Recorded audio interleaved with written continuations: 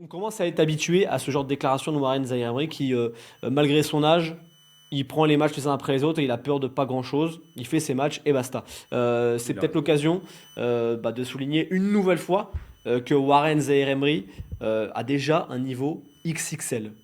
Eh bah écoute, un but, 3 passes décisives, Parisien le plus décisif dans cette phase de poule de Ligue des Champions. Donc pour moi, c'est le meilleur joueur du PSG sur cette phase de poule. 17 ans, nouveau but décisif, il montre la voie. C'est le Titi parisien qui a montré, qui a sonné la révolte pour les Parisiens. C'est lui qui offre pour moi la qualification vraiment en fond, avec tous les matchs, toute la phase de poule qu'il réalise aux Parisiens. Tu vois que le mec, en fait, quand il est blessé, c'est pas la même équipe. Quand il est sur le terrain, c'est une autre équipe. Il change déjà totalement le visage de cette équipe parisienne. Et quand tu vois, en plus du joueur qu'il est sur le terrain, ce qui fait, les déclarations qu'il nous fait, c'est classe, c'est top, c'est parfait. Il a pas peur, il ose. Et justement, est-ce que peut-être il y aurait d'autres joueurs qui devraient s'imposer, qui devraient peut-être s'inspirer de lui? Pourtant, il a que 17 ans, mais je pense que c'est une source d'inspiration pour d'autres joueurs du PSG à son âge. Et je finirai par la campagne qu'il nous fait dans cette phase de poule. On va voir l'élimination directe, mais est-ce que c'est pas déjà, dans cette Ligue des Champions, un des meilleurs milieux de terrain, voire le haut, le gratin du panier? Donc c'est impressionnant. Tu oublies surtout de dire un truc aussi pour moi, Chacha, c'est qu'il avait la cheville pliée en deux il y a un mois. C'est-à-dire que le gars. Quand j'ai vu contre Nantes, j'ai abdiqué, j'ai dit ah oui, d'accord, le gars. Non, mais là, tout le monde a peur ce soir. Je pense tout le monde a peur de se dire ah, Luis Enrique, il l'aime tellement. Je pense qu'il se précipite trop, il le met titulaire. Il n'est peut-être pas prêt. Il l'a fait jouer une demi-heure contre Nantes. Que Nantes, là, c'était match décisif contre Dortmund. Il le met titulaire. Alors, il a eu un petit peu de mal à démarrer quand même. Hein. Il a mis du temps à rentrer dans le bain, ce qui était normal, effectivement. Mais quelle deuxième période il nous fait? Déjà l'utilisation, évidemment.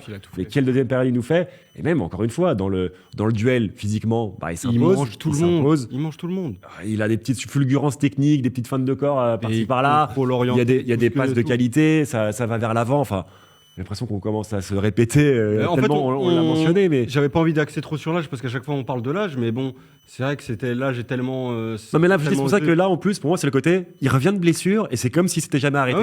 Tu vois, il s'est jamais arrêté, il est revenu comme il était juste avant la blessure contre. Et il remarque. Il a terminé blessé avec l'équipe de France contre Gibraltar. Il marquait, il revient, il marque.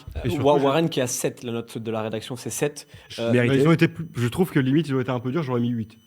Parce que la seconde période qu'il fait, c'est du 9 sur 10. Ah, peut-être c'est pour la première période. Mais la seconde période qu'il fait, c'est tout techniquement, c'est un récital. Tu veux tous les gestes simples. Parce qu'on dit toujours, pour jouer bien, il faut jouer simple. Tous les gestes simples qui passent, il fait tout. Et puis, contrôle orienté, une touche de balle, remise, talon. Il y a tout. Tout. Il est dans un milieu de terrain un petit peu nouveau, avec Pau Ugarte en 6 et Vitinha qui avait pris ce poste-là, avec Kanginli dans le milieu, etc. Donc, il n'avait pas ses repères aussi du début de saison avec Ugarte avec lequel il collabore. Donc franchement, encore une fois, c'est bluffant. Ce qui est fort, c'est qu'il n'a pas besoin de repères. Peu importe, tu peux le mettre où tu veux. Contre le Bayern, il était latéral droit, si je dis pas de bêtises, en 8e de finale aller passé. C'était pas une grande idée, ça. Mais en fait, on a l'impression que peu importe où Warren va jouer, où on le met, il jouera, il fera le maximum. Et peu importe l'âge, peu importe l'adversaire. C'est normal, en fait. C'est limite, c'est un titan, en fait. Peu importe ce qui va se passer, il jouera, il fera son meilleur. Et en général, il fera du bon. Mais pour moi, tu vois la différence justement entre un Galtier et un Luis Enrique, c'est que Galtier, il a repéré, il faut lui rendre hommage là-dessus, il a su repérer le talent, le niveau de Zaïre Emery. Sans être, ça fait 3 ans, quand il avait 14 ans, je me rappelle, donc pendant parler. Oui, mais tu sais pas comment il évolue, tu sais pas, voilà. C'est lui qui le lance. Oui, on va dire ça. Il le lance. Mais il l'a pas lancé en le mettant à son poste préférentiel. Il a joué des trous à droite, piston droit, parfois même ailier droit. Voilà, c'est plus, tiens, t'es un petit jeune, tu vas dépanner là où il y a des manques. Il y avait des manques, ça c'est sûr.